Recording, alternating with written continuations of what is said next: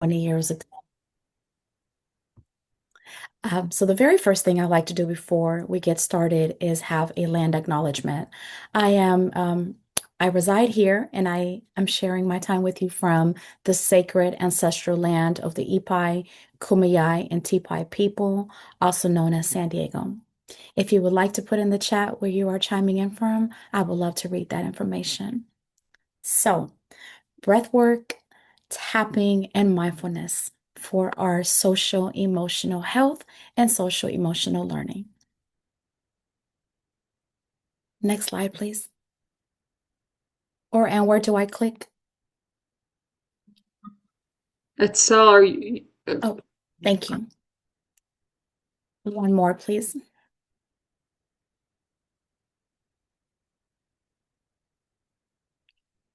So today's agenda, I know we only have an hour together, but my hope and goal is to share with you all the gems that I have about social emotional learning, understanding SEL and how it relates to our nervous system, the actual science behind breath work techniques in our practice, introduction to tapping, tapping protocol and approach, foundations in mindfulness, mindfulness in the classroom, and integration strategies and next steps for you.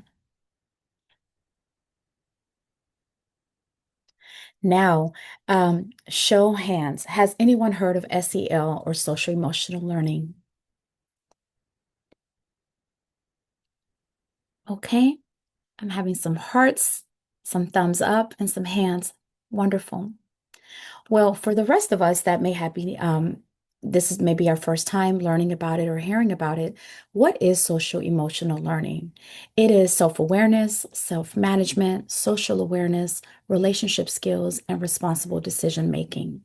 Starting with self-awareness, being aware of our thoughts, actions, words, feelings, and reactions, and also how they influence the behavior of the people that we interact with. Self-management, being able to regulate our emotions. I always like to share with my peers and with students that a dysregulated teacher cannot regulate their students. However, a well-regulated teacher can help their students regulate. Also, having social awareness, empathy, perspective taking, appreciating diversity. And one thing that I would like to add to this slide is compassion. Relationship skills, communication, teamwork, resolution, and honoring boundaries. And lastly, responsible decision making, making ethical and constructive choices about the behavior, how we're behaving and showing up, and the interactions we have with other people. Next slide, please. Okay, now one of my favorites, understanding the difference between sympathetic and parasympathetic and how our nervous system goes back and forth in between, depending on the time of day, depending on childhood trauma, depending if we have PTSD, which is post-traumatic stress disorder, or if we just have high anxiety from being in the classroom, or in our case, teaching online. So, most of our students, or I could at least speak for the students that I teach, are in sympathetic. They're in the fight, flight, or freeze. What that means is that they have increased heart rate, increased stress in the form of cortisol. Their attention is narrowed and lack of focus. There's an impaired frontal cortex axis. That means that the back of our brain, our amygdala, gets hijacked. Um, there's a lot of reactive emotional responses and reduced learning capacity. Our goal, and hopefully your goal after the end of the seminar, is to teach our students and ourselves how to constantly be in the rest and digest and peaceful state, which in psychology we like to call the parasympathetic, which regulates our heart rate. It increases our calmness, expands awareness and curiosity. It works with our prefrontal cortex engagement, thoughtful emotional responses versus reactive, and it gives us the optimal learning state. Uh, Something I forgot to mention, if you have any questions while I'm sharing the information with you, please make sure that you raise your hand, and I would definitely like to answer as we go. Or you can write them down and you can ask at the end. But I do want to invite this to be a learning community and for there to be interaction. I'm sorry, Jackie. Just want to clarify because this is set up as a webinar. They're not able to unmute, but you can write in the Q&A and in the chat. Thank you so much for that reminder. Well, with that, if you have some questions, please write them in the chat, and I will do my best to open the chat. And matter of fact, I will take some time to look at the chat now. And oh, wonderful. I see how everyone has shared where they're joining from. Okay, no questions thus far. Next slide, please.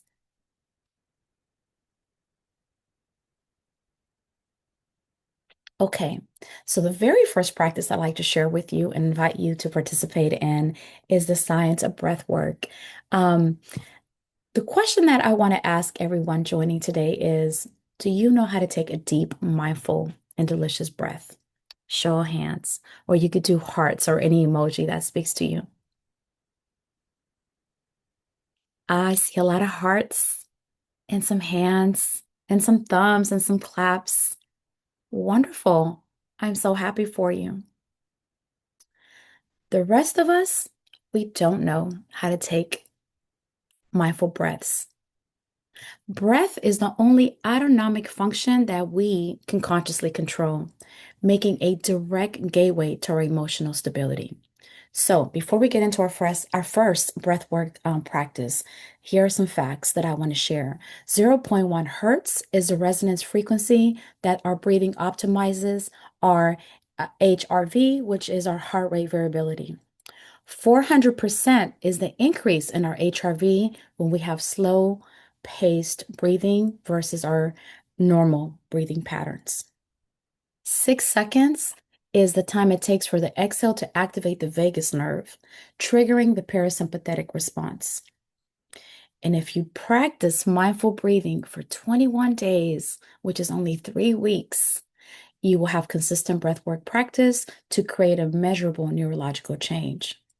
So we could calm our own selves down using our power of our breath. Next slide, please. Oh, I see a hand. Melissa. Melissa, was that a question or were you, um, and I know you cannot mute yourself, but if that was a question or if that was just a hand, not yet. Got it. Just wanted to make sure that I honor it if it was. Here are some breathwork techniques that I like to share with you. We have the box breathing, which is the 4-4-4-4. We have 4-7-8 breathing. We have resonance breathing, and we have the belly, the deep belly, diaphragmatic breathing. The one that I would like to do together, and it's an invitation, is the resonance breathing. I do my best to practice this daily. I share this one with my students. I teach at the college level, so my students are anywhere from 16 to 70 years old. So, in my opinion, it is beneficial for you to start doing your breath work starting at the age of 3 or 4. And how wonderful would that be if we could teach children and toddlers how to self-regulate before the tantrums start and before they go into adolescence and young adulthood. So, if you are able and you're comfortable, I invite you to close your eyes or keep them at a low gaze, or you can have them open. And if it feels comfortable, I like to place a hand on my heart, and I like to call that a soothing touch. And you can start by inhaling through your nose, exhaling through your mouth, and I will count the seconds for you. Now, please don't feel obligated if you cannot inhale and hold for 5 seconds. You can do 1 second or 3 seconds, whatever feels comfortable for you, and you will still receive the benefit of mindful breathing. So I would like to take a few seconds to practice the resonance breathing. So when everyone is ready, I invite you to take a deep breath in through your nose, and you're going to hold it for 1, 2, 3, 4, 5. And you're going to slowly exhale for 5, 4, 3, 2, 1.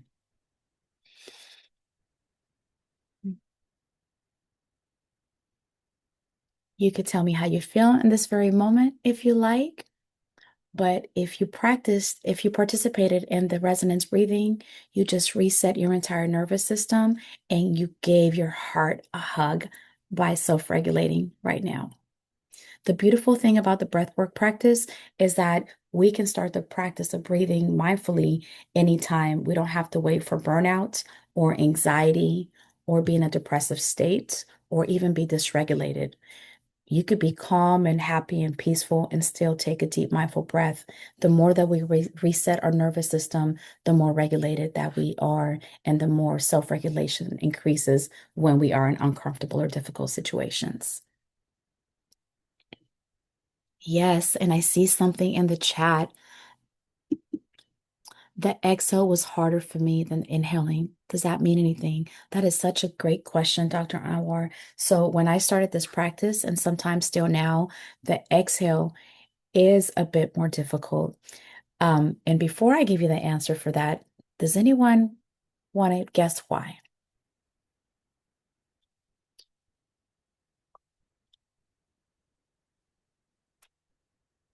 Ah, Leslie, letting go is harder. That is definitely a theory, and that is definitely one of the reasons. We hold in our tension. That is another reason. Yes. And I'll read them as they come in. But the reason that the exhaling part becomes more challenging sometimes is because our mind, we have over 80,000 thoughts every single day. And that is before anything, that is just thoughts on our own, is already ready to exhale when we're starting the practice of inhale, wanting to finish and go. Instead of being present right here, right now, and focusing on the only thing that we were supposed to do. I'm very careful with language. I don't like to say supposed to, but the only thing we were trying to do in that moment was inhale for 5 seconds and exhale for 5 seconds. But our mind was trying to hurry to finish the exhale. Therefore, that is why exhaling becomes difficult. Will we have access to the slides for future reference or a place where we can remind ourselves of the breath work? Jeff, I actually have created 2 handouts for you and that I have submitted. And I'm sure, oh, Dr. Anwar, answer yes, slides and recording will be shared on the CVC webinar page. Yes. Wonderful. Um, I invite you to try the rest of these practices. And I also want to remind you that if never feel that you have to hold in your breath for a certain number of seconds. That is not what the practice is about. And we call it a practice because in order to be mindful and have mindful breaths, we need to practice it daily. Sometimes, depending on the day at the college, I'm practicing deep mindful breaths throughout the day, right? Because it's that kind of day, especially during midterms, especially during finals, what's going on in the world energetically. That's how I self-regulate. And I'm always reminding myself that I must be regulated anytime before I walk into the class or anytime before I start my online teaching, because a regulated teacher could regulate her students. Next slide, please. Okay, another one of my favorite techniques for social emotional learning. So you probably know what I'm getting ready to ask you. Have you heard of tapping before? Or the clinical name is emotional freedom technique, um, also known as EFT. Yeah, I'm getting more thumbs up and some hearts and yeses. I love, love, love tapping, and I wish I would have learned tapping maybe when I was 10 or maybe when I was a teenager. Life would have been much easier back then, especially with self-regulation. So, emotional freedom technique combines cognitive exposure with somatic simulation of acupressure points. Um, yes, I EFT tapping every day. I love that.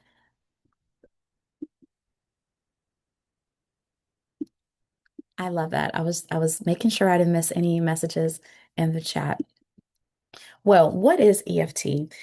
We use our fingertips, which hopefully, if you have the ability, we all have, on specific meridian points. We have meridian points in our body, starting from the top of our head, which I like to call our crown, to the bottom of our feet.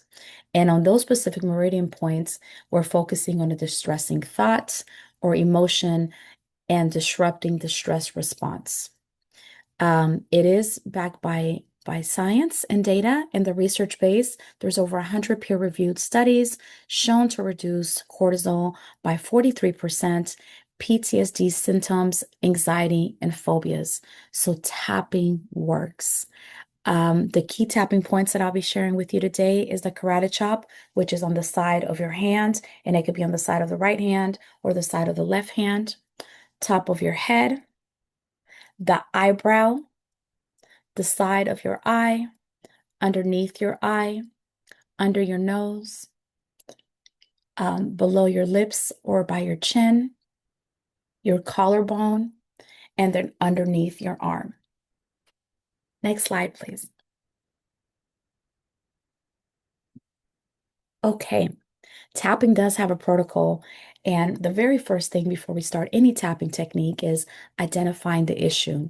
So it could be light, it could be heavy, but the very first thing you want to do is name the specific problem, emotion, or memory.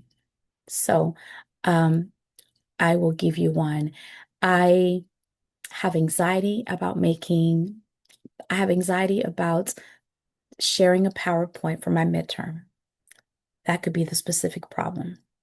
Then you want to rate the intensity of that problem. And we use that rating using the um, units of the stress scale. So from 0 to 10. For me, that could be a 7. Then we create a setup statement. Even though I have anxiety for presenting a PowerPoint for my midterm, I deeply and completely accept myself. Then the tap sequence could be anywhere from 5 to 7 times on each meridian point. Sometimes you may need to do it once, sometimes twice. Other people may do it as many as 5 times. Can you tap and do breathing exercises at the same time? That is such a great question. Answer is yes. But including the last practice that I'm going to share with you, which is mindfulness, I would suggest doing one at a time.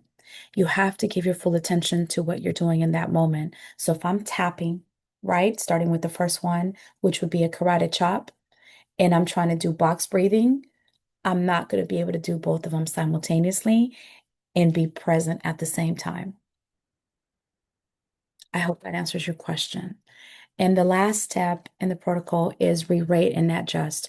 After you finish your 9 meridian points, seeing, you're welcome. You're welcome, Jay. After tapping the 9 meridian points, re-rating and seeing where your stress or anxiety is at the same time. So if you'd like to try this with me, we can do a tapping for the example that I have. So if we could go to the next slide, please.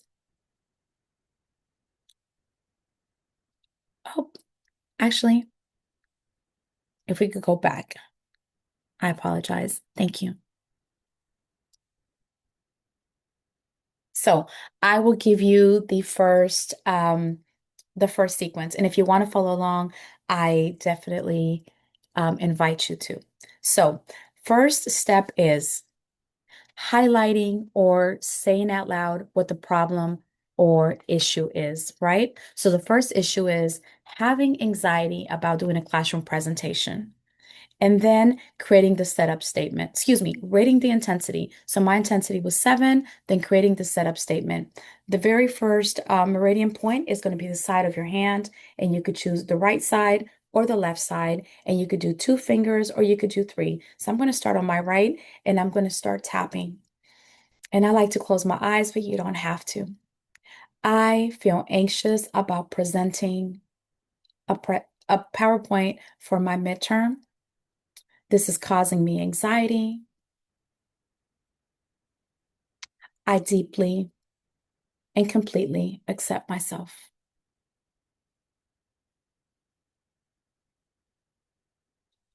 Then you repeat the statement again and you tap on top of your head.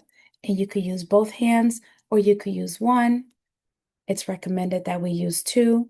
So that we're active and we're tapping into our right and left brain. I am feeling anxiety about presenting my midterm. I deeply and completely accept myself. Then we move to top of our eyebrows, side of our eyes, underneath our eyes, under our nose, on our chin, on our collarbone. And have you noticed that everything after the karate chop is using two hands? And the last one is one hand at a time. So under our arm. Now, of course, I went faster for my sequence to show you the example, but by the time you're done with the 9 meridian points, your cortisol level would have decreased and you would feel a bit better about the anxiety, the stress, or the problem. Now, I do want to share something with you. Some people ask, and I haven't checked the chat yet for questions, what is the meaning of saying, I deeply and completely accept myself? Well, in mindfulness in social emotional learning, we have a concept that's called mindfulness self-compassion. We remind ourselves after stating the problem or the emotion or maybe a sad memory, giving ourselves patience and grace. And by giving ourselves patience and grace, we say the statement, I deeply and completely accept myself. This also helps us understand that there is a common humanity and we are not the only person in the entire universe that is feeling anxiety, that is feeling worry, that is feeling doubt about something. Um, let's see the chat. Do we say it out loud or can a person say it internally? That's another great question. You can say it internally, but it helps for our cognitive and for our hearing to say it out loud.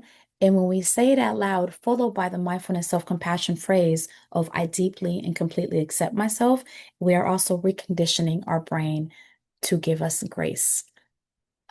Um, Thank you, Kendra, for sharing that. Any questions? And I want to make sure that I am not going too fast on the tapping method or any questions so far about breath work, tapping, um, how you may use it, anything at all.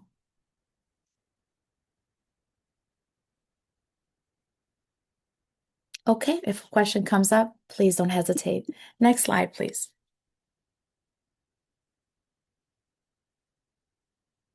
So we have tapping applications in school and clinical settings.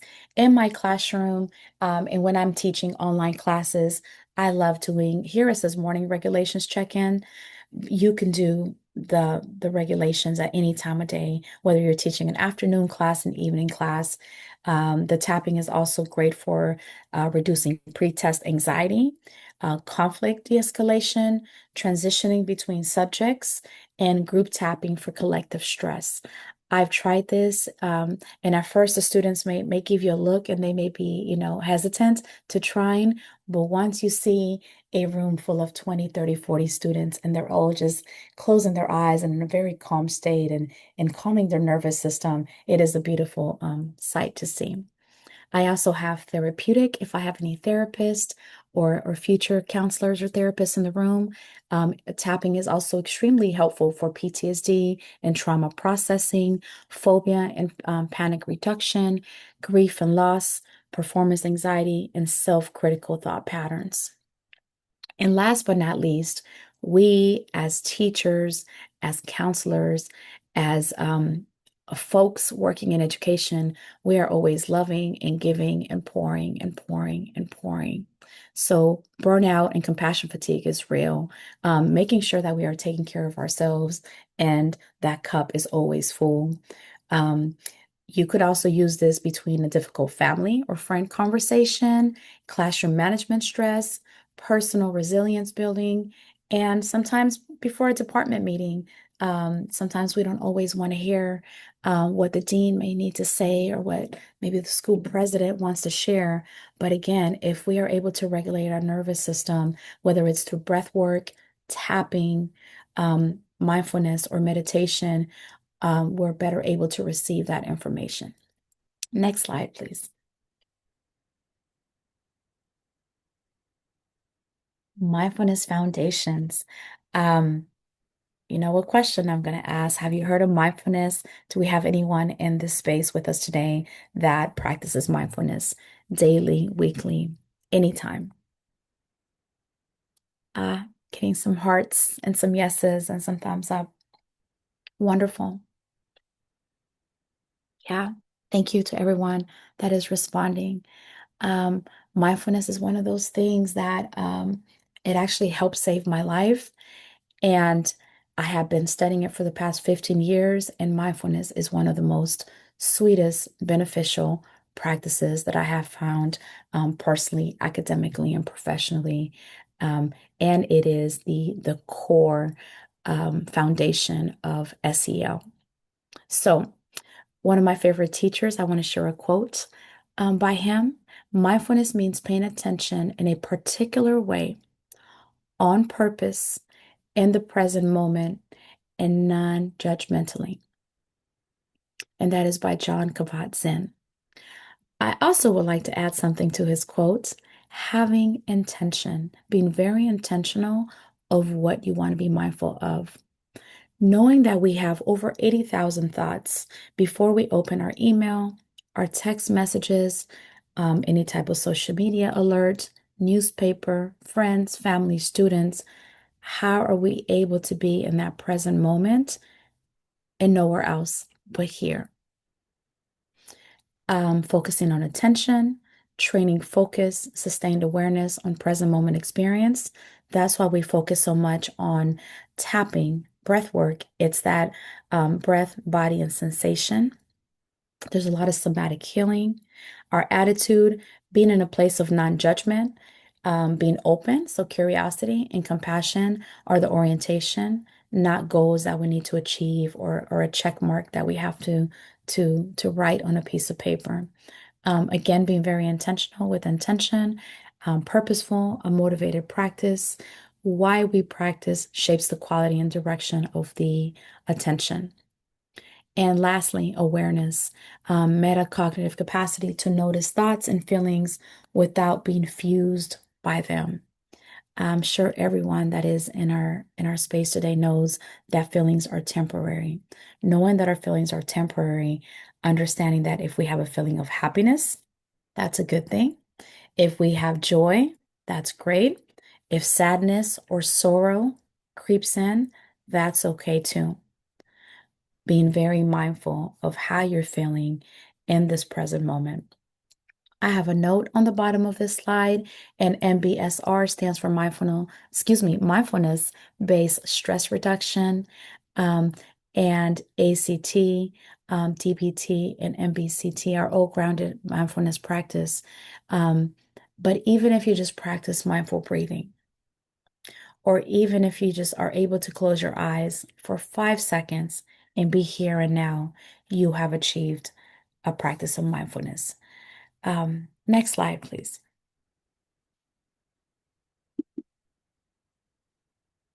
Okay.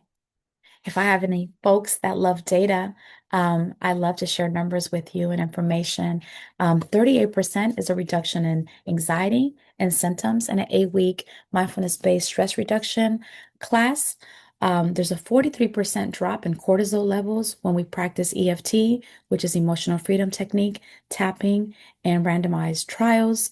11% in academic achievement gains with social emotional learning programming. This is from 2017. The new data will be out in December of 2026. And I'm sure the number has doubled or tripled from 11%. 58% decrease in PTSD symptoms using combined EFT and breath work, 23% improvement in classroom behavior and attention, and in 6 weeks, minimum program length for measurable neurological change. Change has been seen in 2 weeks, but 6 weeks is the data that we have from 2008 on. Next slide, please.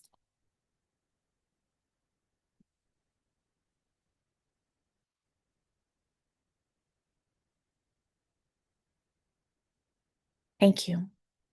Mindfulness in practice. So I know we're all busy and I know we have curriculum and lessons to get through, but if you can take 2 to 3 minutes before you start your online classes, your in-person classes, to do a breath work, to do perhaps a short tapping technique to ground, the students can transition into learning mode, reducing stress and reducing anxiety.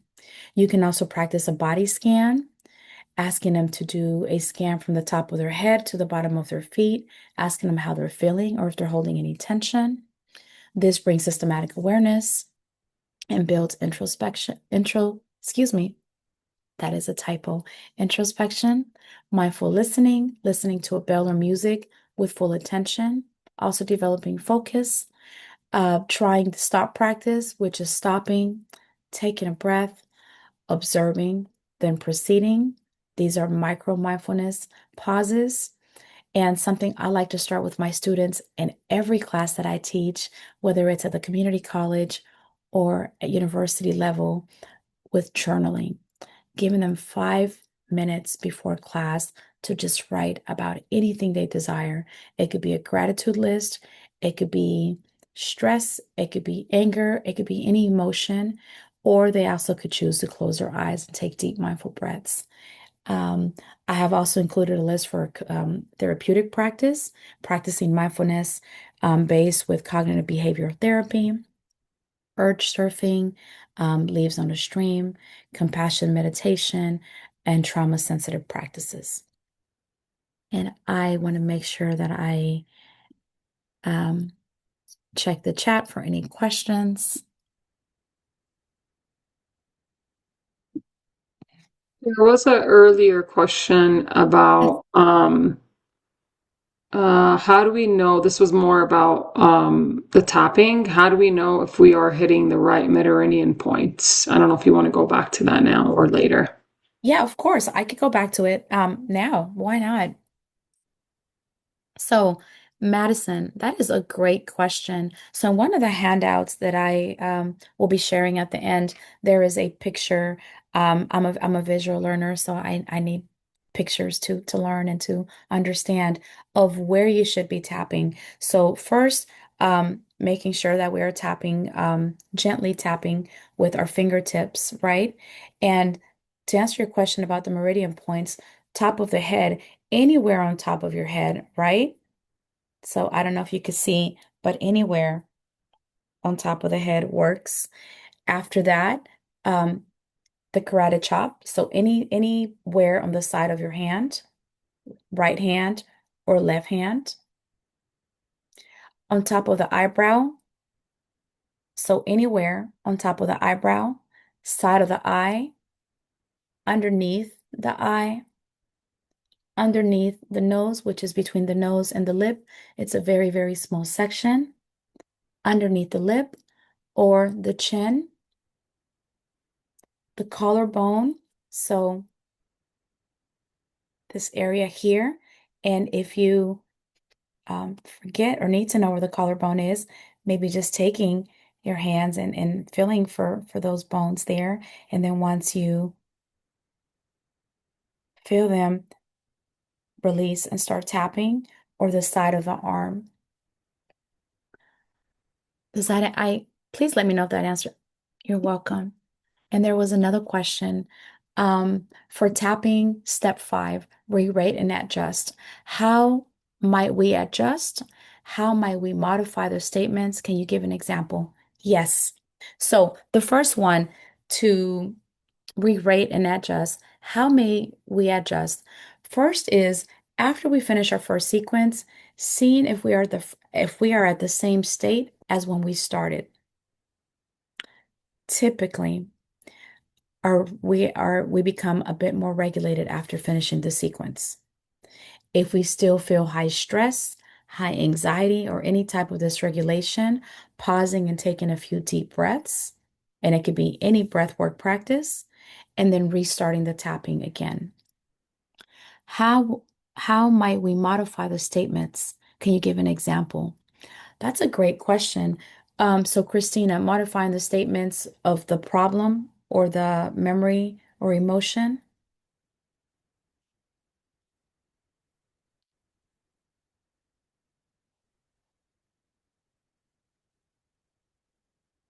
it was on the slide.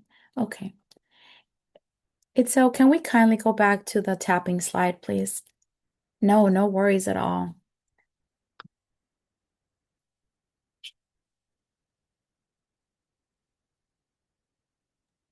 Is it this one?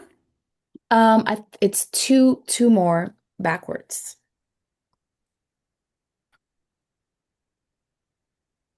One more. One more. Perfect. Thank you so much. So, um, and please let me know if this is a question that you have.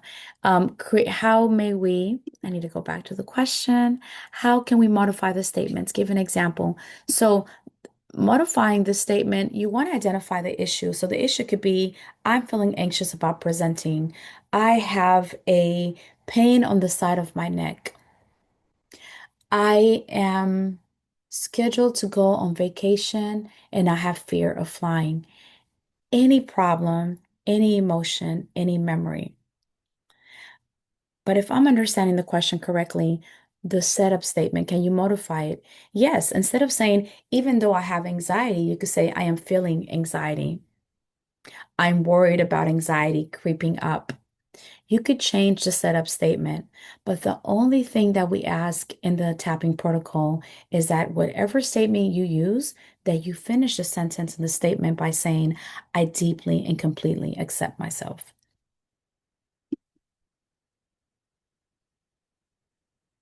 Wonderful. Thank you, Christina. Any other questions on breath work, tapping, um, mindfulness?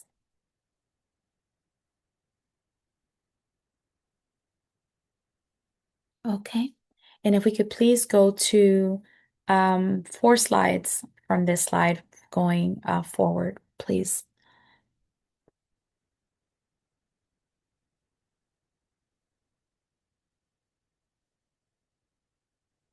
One more, please. Thank you. So, we've been talking about social emotional learning and all the practices. So now, how do we integrate the three practices? And I just want to remind you that these are all invitations. You don't have to do any of them. If you have time, it's always a good idea to do all three. But if you only have 2 minutes before your class, you could integrate breath work. And that will help the students with mental, physical, and emotional regulation. If you have a little bit more time, integrating tapping, cognitive, that is increasing cognitive and somatic release. And if you have 5 more minutes, you can also practice mindfulness, and that is reminding the students of that present moment awareness. I included a breakdown at the bottom of the slide. Box breathing to calm the nervous system, 2 minutes. Um, when I started teaching years back, I wish someone would have mentioned it is such a good idea and such a good investment to take 2 minutes to center your class. But the way that I was trained was go, go, go, hurry, hurry, hurry, get through the lesson plan no matter what. We know in today's age that is not conducive, that is not equitable, that is not fair to teach because we have so many different learning styles. So investing 2 minutes before every class to do a box breath or to do a body scan will give you great benefits at the end of that class. 5 minutes, you could do a brief tapping round on a presenting concern.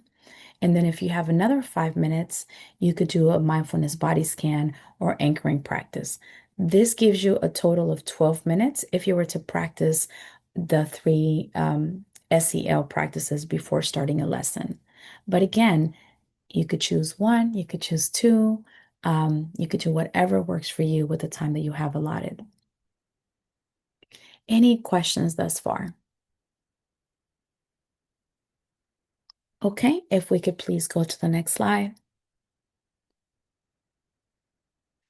Okay, I have also created an implementation guide should you choose to start this in your classroom or even with yourself. You may want to try this with yourself if you don't have a regular practice.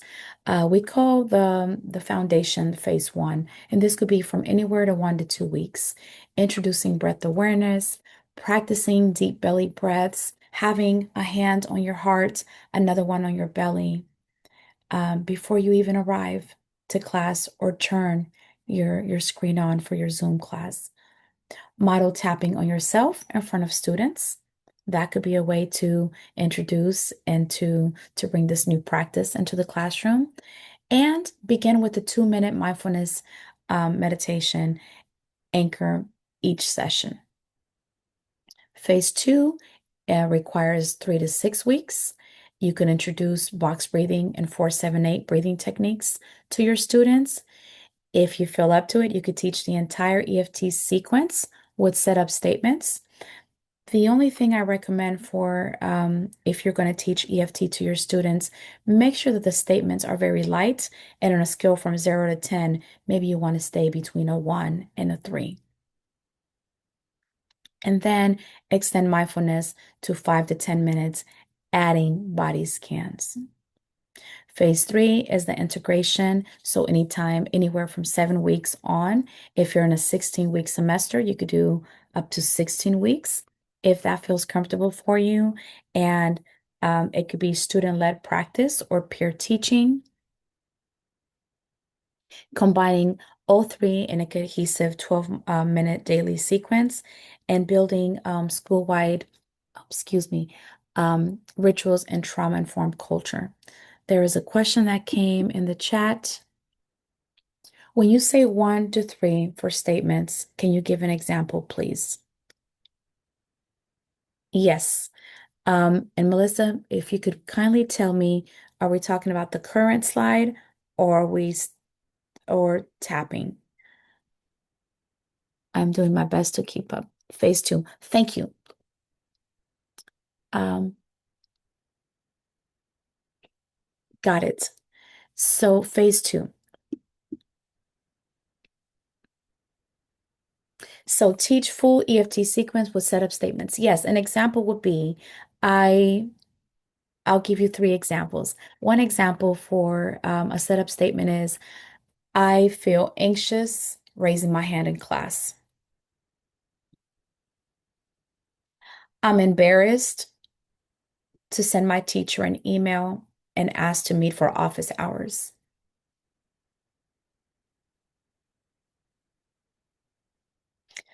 I have to babysit my 3 younger students. Excuse me, I have to babysit my 3 younger siblings, and I don't know how to communicate that to my teacher. Those could be 3 setup statements that you could give students that are relatable and that will also decrease their anxiety. Melissa, does that answer the question? Yes. And then when you're finished with the setup statement, you say, I deeply and completely accept myself as I am. Yes, you're welcome. Next slide, please.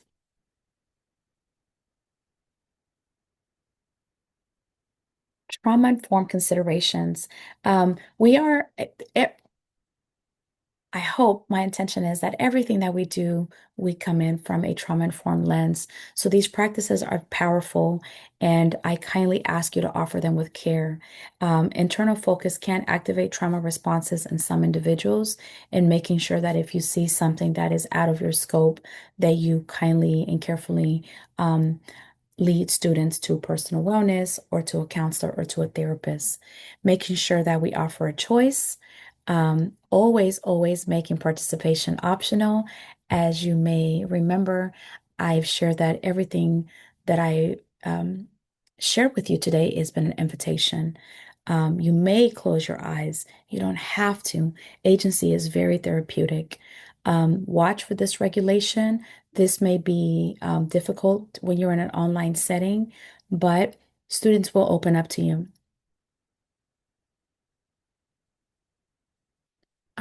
There's something in the chat, and I'll read that in just a moment. Again, I cannot stress how important it is to be regulated. So co-regulate first. Your calm presence with your students in the classroom on the screen is a prerequisite. Regulating yourself before guiding others into regulated states. Leading with your own internal anchors, whether that is breath work, tapping, mindfulness, meditation, going slow with tapping. There have been a lot of questions about tapping in the chat, and tapping is an entire lesson within itself. But making sure that you go slow and that the setup statements are very, very light. And when I mean light, is choosing something that has an intensity stress level below 5. And then, of course, refer when needed. I want to make sure that I get back to the chat. Um, so there's Christina is answering Melissa, not asking students to share things that are deeply painful to share or think about. I think what was meant by a 1 to 3 on a scale to 10. Yes, thank you, Christina. Next slide, please.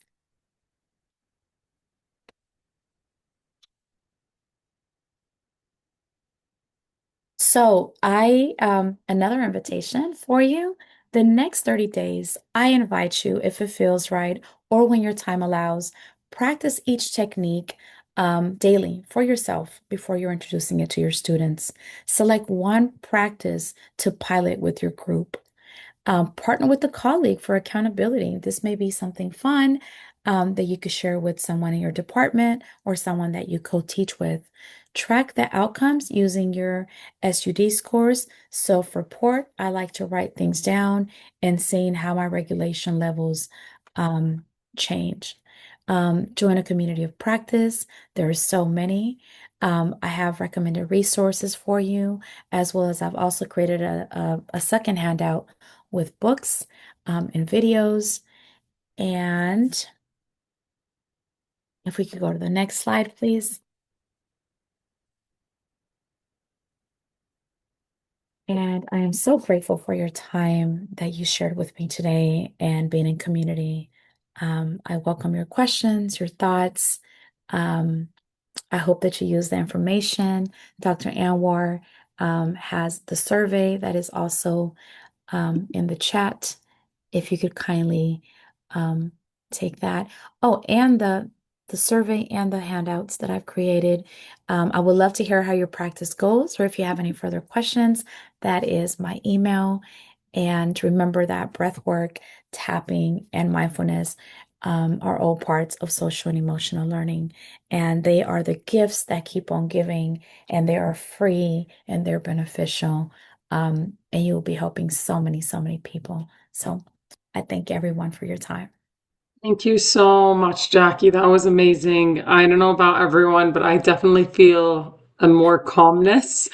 And your voice is also so amazing, the way you present. So that was part of it. So I really, really appreciate it. I see a lot of clapping hands and hearts and really kind messages in the chat. Thank you, everyone, for attending today's webinar. I dropped the link for the survey in the chat. I also dropped the link for the CVC at One webinar webpage. Please give a few weeks, like 1 or 2 weeks, for us to make sure the slides are accessible, and then they'll be posted. And we'll also post the resources that Jackie shared. Lastly, I forgot there was one more thing that I was going to say, but I think that was it actually. So thank you all so much. I will share the link for the survey one more time in case anyone missed it. And then we'll hang around for a few more minutes if anyone does have a last minute question.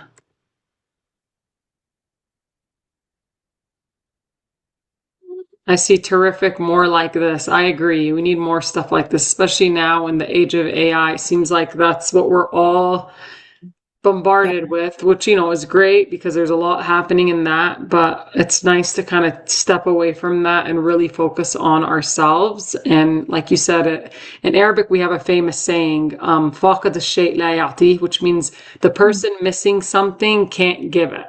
So if you're Mm. missing rest, you can't give Yeah. rest. If you're missing love, you can't give love. If you're so I think this today's presentation really highlighted that, and yeah, I appreciate it. Thank you so much, Dr. Anwar. And I love that saying because it's true. I mean, it's true in every sense.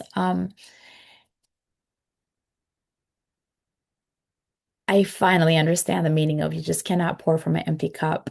And it's not a selfish thing. It's a self-care, mental health, physical, emotional practice that necessary for daily living and being in high vibrational frequency and in health. Yeah. So yeah. Just want to confirm if someone can give me a thumbs up that the link to the survey was able to open for you all, because I know someone mentioned. Perfect. Thank you so much. Thank you all. Mm, Love this group. So responsive and I engaging. know. All right, with that, I hope everyone will give everyone. I actually see Vincent raised his hand. If you want to type your question, or I don't know if that was an accident. I wonder if that was an emoji reaction. Yeah, sometimes that happens. Sorry, that was an accident. Okay, no worries, Oh, Vincent. Well, have a wonderful day, everyone. Thank you again to our ASL interpreters also. We really appreciate all your guys' hard work and hope everyone yes. has a great day. Yeah. And thank you so much, Itzel, for Oh, yes. And thank thank you, you Sal. for Thank saving you, the thank you. day. Yeah, Thank you, Sal. You're always the best. I couldn't do these without her, for sure. I'm sure. Take care, everyone. Bye bye. Bye. Thank you.